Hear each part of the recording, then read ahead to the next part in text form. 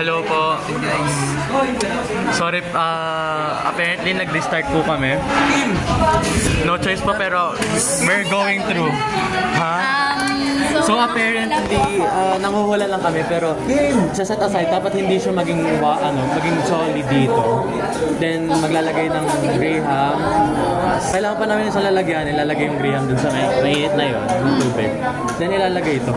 Ay guys, papakit muna ako. Like ipo-pour. So, kailangan hindi siya maging solid?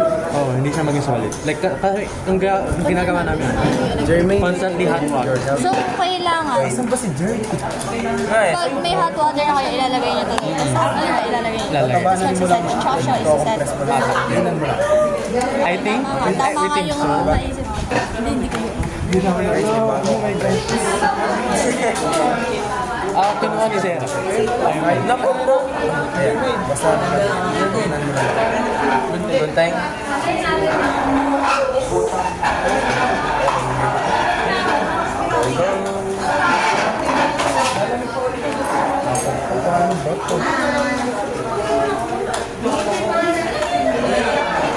Ano si Jerty?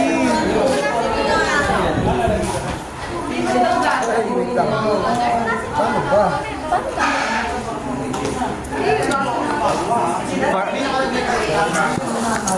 From our understanding po, ang kagawin namin ay magpe-prepare po kami ng gelatin.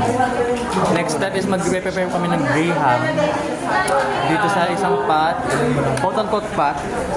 Then ilalagay namin itong pot na to sa mas malaking pa ba yung okay na yan? Then i-pour naman namin ng gelatin. And after that, doon isa set aside. Wait, Baka wait lang. check po namin.